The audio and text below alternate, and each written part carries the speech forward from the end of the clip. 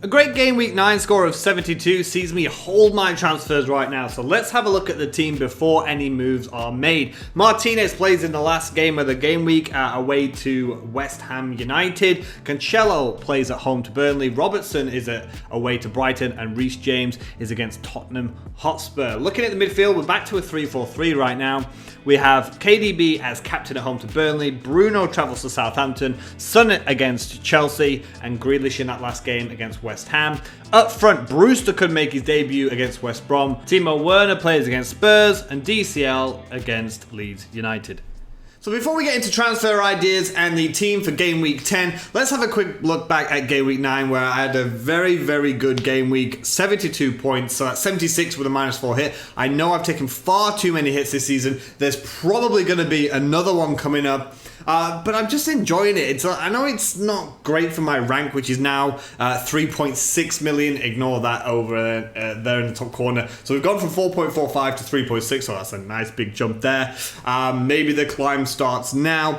But I'm just enjoying taking hits and just having teams that I want. I tried to be too smart at the start of the season. It didn't pay off. So I'm going back to my more reckless self. But I'm enjoying it. I'm actually enjoying it despite my terrible rank.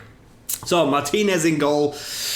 2-1 defeat to Brighton. You just don't know what kind of Villa team you're going to get, and having 3 Villa players pick up 3 points is not good, especially Ross Barkley going off after what I think was 2 or 3 minutes. Not a particularly good start to the game week. So sticking at the back, Cancelo, not surprised to only get 1 point against Tottenham Hotspur, but that was obviously a move made with longevity, with these nice Man City fixtures coming up in the very, very near future from this game week at home to Burnley. Robertson. People have pounded me for having double Liverpool defence for so long, and I've kept hold of Robbo at the back. I was still leaning towards maybe getting rid of him. I'll talk about that when we get to the transfer talk later on.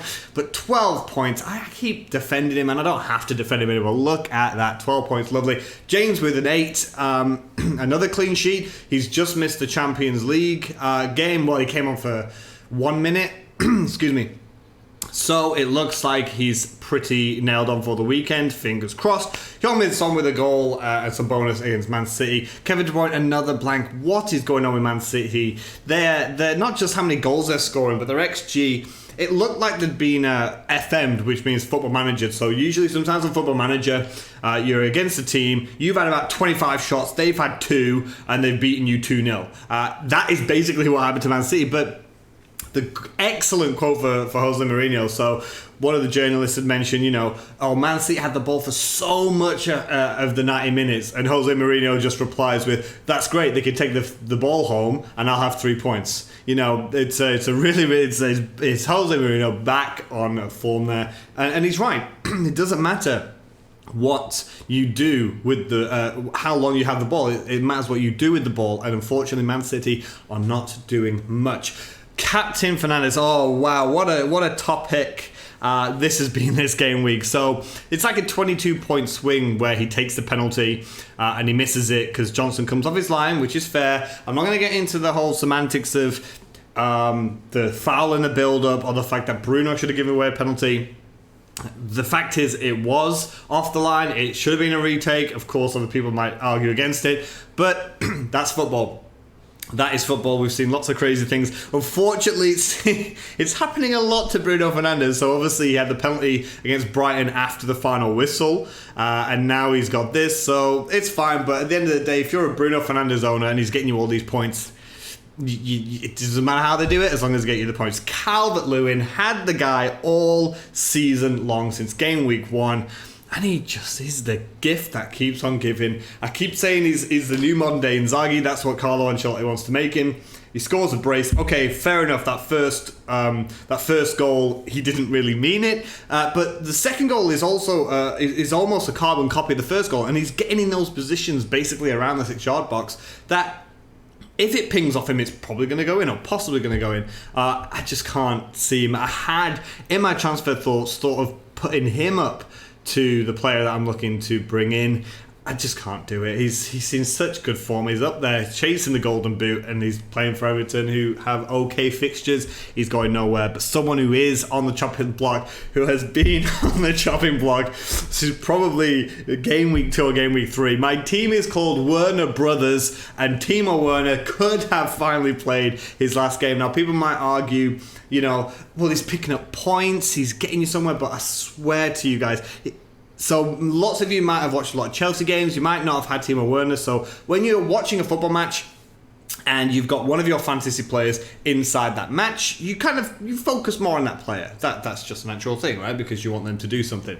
And oh my God, he's just one of the most frustrating players I think I've ever owned in FPL. Because he gets 5 points here and 7 points there, and he got 1 goal. But he should seriously be getting 15, 20 points plus a game. It's outrageous. Either the assists that he doesn't quite put enough power on the pass or just scuffs it, or the one-on-ones that he misses, or he makes the wrong decision, or he just falls over like Bambi on ice. He's so frustrating to watch, and obviously, if he's getting you points, then you'd be daft to take him out. But with the likes of Pulisic and Kai Havertz coming back, Lampard's come out and said, the 2 strikers are vying for this position. Tammy Abraham's been good, Giroud's been good, which to me implies that Frank Lampard is looking at Timo Werner as that left winger. So you might say, well, he's definitely nailed. But remember, he should not have played against Burnley. But unfortunately, Christian Pulisic has legs made of cardboard, and he got injured again. So if he's now looking towards Timo Werner playing in his best position, which is probably the left wing, how nailed is he? He's probably going to come off after 60 or 70 minutes every single game, even if he is nailed. And then if he's not, he's definitely going to get rotated out. And for 9.5 million, I don't think I fancy that. So let's have a look at some of the transfer ideas that I've had. So the first thing I've already said, you can see Jamie Vardy here coming in for Timo Werner.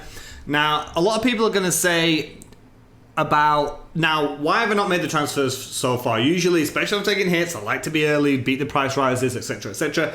Vardy limped off a little bit against Leicester. That might just be his sort of style of walking. But also, if I'm going to take a hit, I want to be certain. So yes, I really want Jamie Vardy, but I'm not going to do it before the press conferences or before the Europa League, because you never know what's going to come out.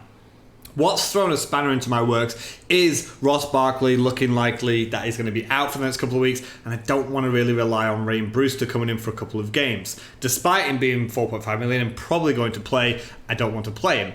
But pre-Barkley news, my idea is Jamie Vardy in first of all, and I'm 0.7 short. Now, I've got loads of ways and loads of ideas, and I'll do it in reverse order from my least favourite to my favourite idea. So first, Jamie Vardy. People are going to say, why Jamie Vardy? It's one game, yes, it's against Fulham. Fulham, you've got to target that team. I'm very sorry, but teams like West Brom might set up to defend, and you've got to try and break them down. Fulham don't have that in them. They want to go out and play football, but that's really detrimental to their defensive stats and their defensive ability. Surely he's going to take care of that, right? Jamie Vardy, if he plays, you've got to be confident to even put the captaincy on this game week, which is what I would do if I brought him in. But people are going to say, just one fixture, don't rip up your team for it. That's fine, but for me, I think this is Jamie Vardy is sort of that fixture-proof, stat-busting player.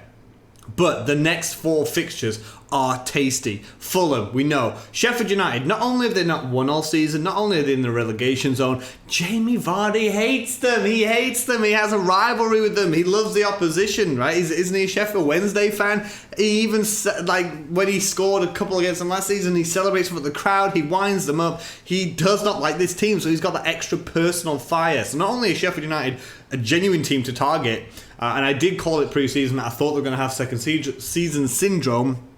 Still, that's a great fixture.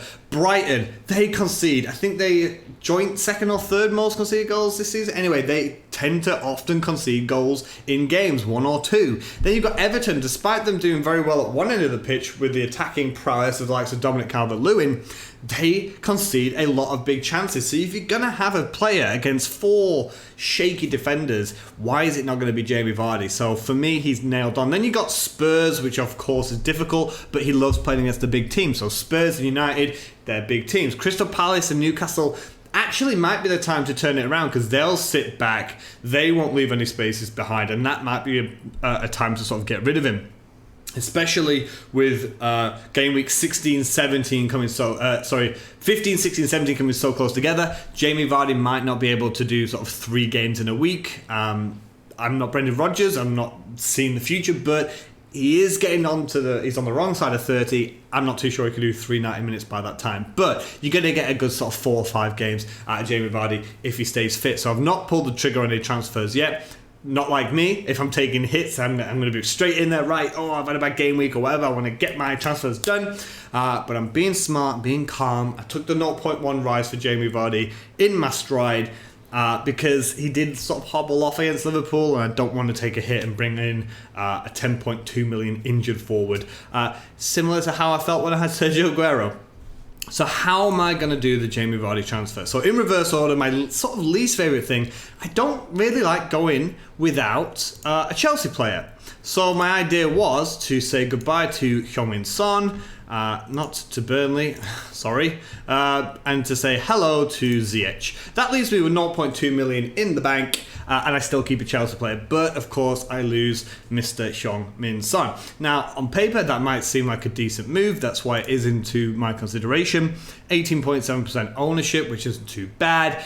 Good returns in the last few fixtures. Yes, he blanked against Newcastle, but that's mainly due to, again, Werner not being very prolific. But when I compare this to the other ideas, it just feels like Heung-min Son. There's a lot of talk in the community right now about getting rid of Spurs players. Harry Kane is doing fantastic well, but he's not banged in a couple of game weeks. But Heung-min Son, you get more points for clean sheets and goals as it is. And if it's against difficult teams, like it was against Man City, it's going to be Kane dropping deep and Heung-min Son going over the top in that counter-attacking tactic that Spurs have.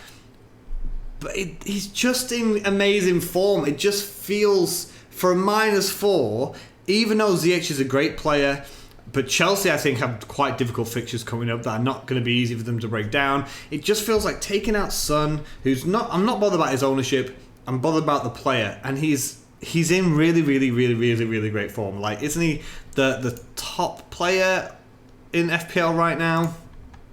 84 points. He's joint top with Harry Kane, who I have just admittedly said you can probably get rid of.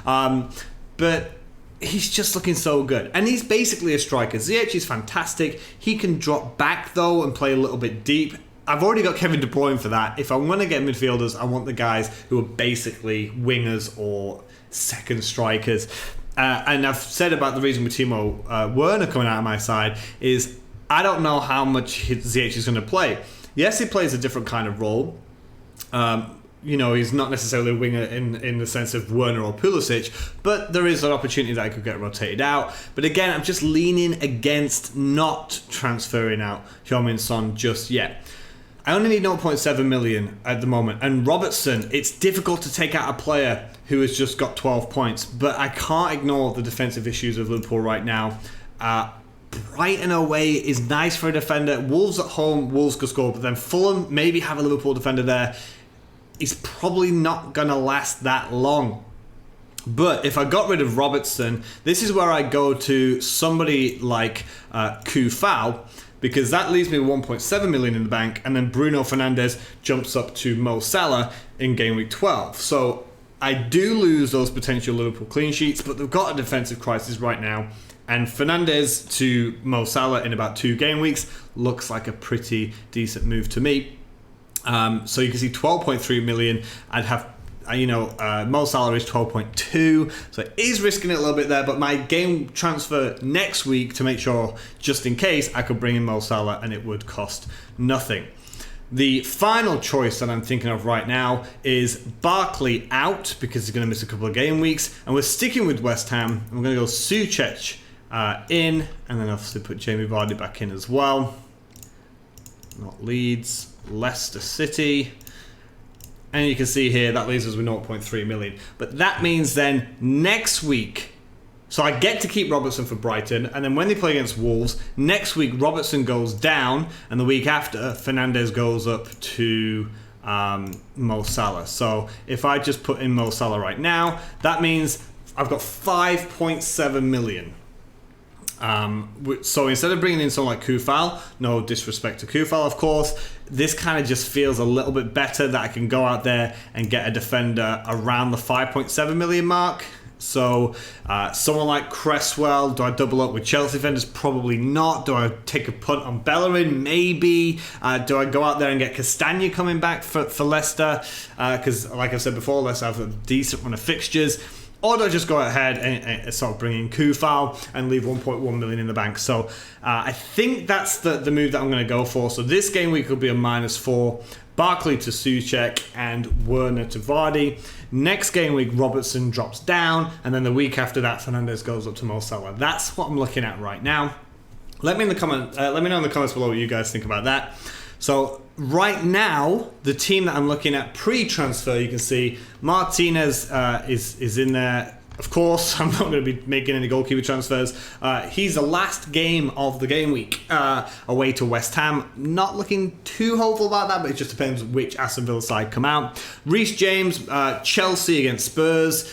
Difficult fixture there, but I think he's going to play in that one. Cancelo against Burnley, quite confident as long as he doesn't get dropped. It says he's 7.5 million. I didn't change that, so that's a whoops-a-daisy on my behalf there. But Cancelo is not 7.5 million. Robertson is 7 million, and he's against Brighton, which is quite a good fixture to have any Liverpool player. I know a lot of people jumping on Diogo Jota or rushing in Mo Salah. Let's wait for Champions League stuff, and let's wait to see if he is actually okay. Grealish is also in that last game of the game week away to West Ham. Bruno Fernandes is against Southampton away from home. People are pointing that they are better away from home. I am not really that, okay, home and away, because that gets smashed. Son smashed it earlier. Bruno smashed it last week when he got 22 points.